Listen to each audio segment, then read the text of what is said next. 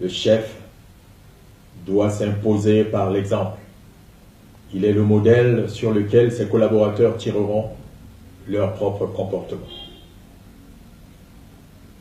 Un chef paresseux, tribaliste et voleur ne peut donner le bon exemple à ses collaborateurs. Mon programme politique pour cette période que je considère comme une transition réparatrice face aux dégâts observés s'articule sur les points ci-après. Au plan économique, le fleuve Congo devra retrouver sa vocation première de voie d'accès à nos localités riveraines, mais aussi à un commerce sous-régional. Pour ce faire, le dragage du fleuve doit se faire de façon régulière comme naguère afin de permettre une meilleure navigation. La route rail Pointe-Noire-Brazzaville-Kinshasa devra se réaliser en tenant compte des besoins de développement des localités traversées par ce trajet stratégique. Nous devons restituer à notre pays sa vocation de pays de transit en restructurant le réseau routier intra- et extra-national. Les zones économiques spéciales, qui sont une stratégie de développement économique avérée dans les pays émergents, devront cesser d'être un simple slogan ou un moyen dispendieux d'évasion des deniers de l'État. Le secteur bancaire doit être restructuré en tenant compte des besoins de création d'un secteur privé national et dynamique et de l'emploi. S'agissant de la fonction publique et les retraites des fonctionnaires, la fonction publique devra être gérée de manière rationnelle, conformément aux textes en vigueur qui conçoivent chaque filière comme un établissement, avec leur statut particulier, tenant compte de sa spécificité. L'édiction régulière d'un tableau de bord de la fonction publique, réalisé en lien avec le ministère du Budget et les caisses de retraite, permettra une meilleure gestion au quotidien des carrières, des mises en disponibilité et des retraites, afin que les procédures de gestion des carrières ainsi que des retraites cessent d'être le fait des usagers, mais de l'ordre de la responsabilité de l'État. De telles procédures allégeront les difficultés des agents retraités quant à la constitution de leur dossier et le recouvrement de leurs droits à pension. S'agissant de l'éducation, le niveau de la scolarité de base jusqu'au lycée, l'école publique est en principe le moyen le plus efficace de former le citoyen de demain dans l'équité, la justice sociale et le respect des politiques publiques. Ainsi, l'école publique est le principe, l'école privée n'étant que l'exception. Le système scolaire actuel ne fait que renforcer les clivages sociaux, politiques et économiques provoqués par la malgouvernance de l'État. Nous devons mettre en place une politique publique en matière scolaire qui reposera sur 3 axes. La décentralisation territoriale, la densité des populations scolarisables et l'amélioration des conditions d'études par la multiplication des internats scolaires. Le principe de la scolarité obligatoire jusqu'en classe de 3e doit être strictement respecté. Les entités territoriales de base devront comporter au moins le cycle scolaire de base jusqu'en classe de CM2. Les collèges et lycées seront érigés en fonction de la densité de la population scolaire. Le principe de l'internat au lycée permettra une meilleure préparation de l'élève à accéder à l'université et aux écoles supérieures. Le statut des personnels enseignants sera revu afin d'intégrer les dispositions incitatives à ses vocations. Les écoles privées, ainsi que je l'ai dit, doivent constituer une exception soumise à des contrôles et qualités.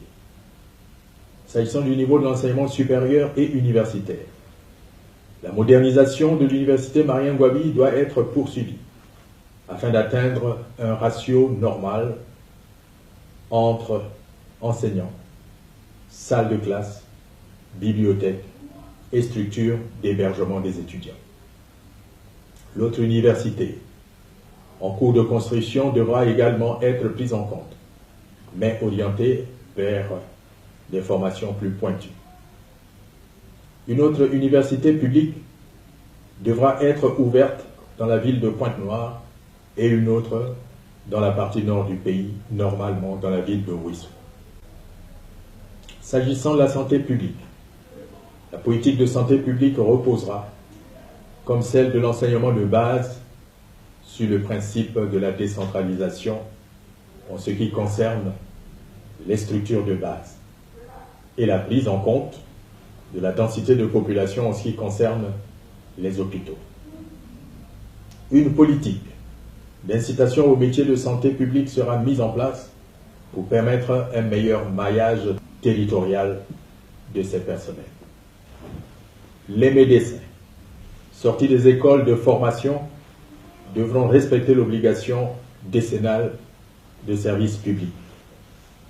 Le statut des personnels de santé sera revu afin d'y intégrer les bénéfices incitatifs.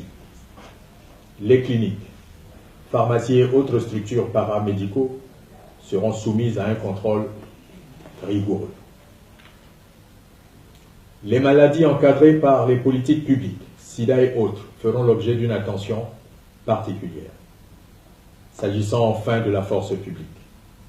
La force publique, armée, gendarmerie et police, est l'auxiliaire nécessaire de l'état de droit. Par conséquent, elle doit inspirer confiance par l'exemplarité, le principe de la dissuasion plutôt que de la répression systématique. Vu l'état de cette force, victime de mauvaises politiques de recrutement, de gestion de carrière et d'usage qu'en ont fait les politiques, un reformatage de ce domaine de l'État s'avère nécessaire. Nous convoquerons les États généraux de la force publique pour ensemble, tenant compte des États généraux de la nation déjà convoqués, de voir comment restructurer, rétablir la discipline, reconstituer les carrières, reconvertir des agents, intégrer l'armée aux missions du développement du pays. Mes chers compatriotes, tels sont les grands axes de la politique que j'entends mettre en œuvre pour sortir notre pays de la situation actuelle. La tâche sera rude et nécessite un homme d'expérience et de caractère.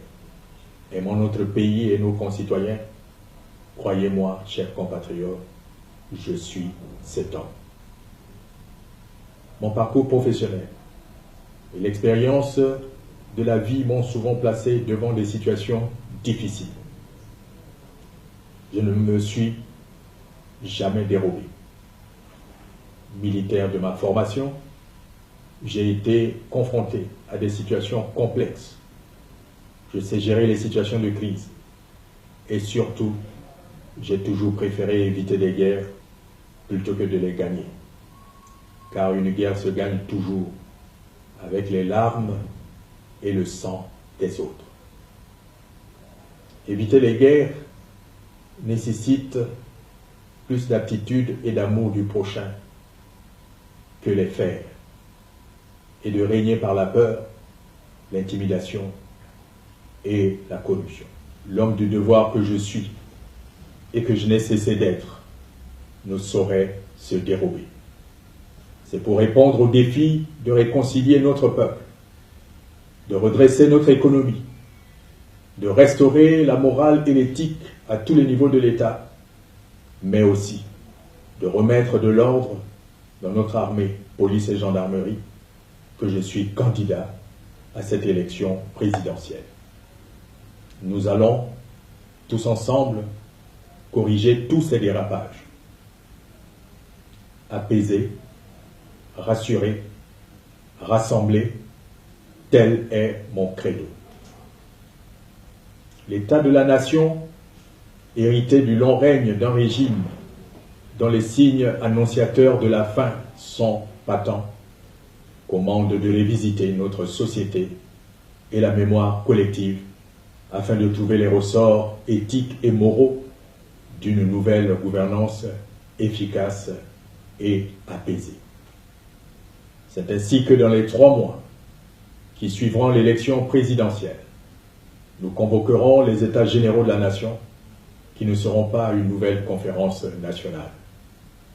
Il s'agira, sur des questions précises et préalablement arrêtées, de permettre au peuple de se prononcer sur base d'éclairages pertinents, de sachants, afin qu'un cahier de charges soit dégagé à l'attention du gouvernement. Ces questions pourraient intéresser, par exemple, la question de la Constitution, les nombreux contentieux politiques et les modalités de leur réparation, les questions de l'enrichissement sans cause et du retour au patrimoine de l'État, les questions de réhabilitation et de révision des carrières, la reconfiguration des partis politiques, la reconfiguration territoriale afin de permettre une décentralisation judicieuse et efficace. Mes chers compatriotes, j'ai besoin de vos suffrages pour gagner la paix et la justice sociale afin de nous garantir une République plus juste, fraternelle et équitable. Ne nous laissons pas voler notre victoire qui est certaine. Je vous remercie.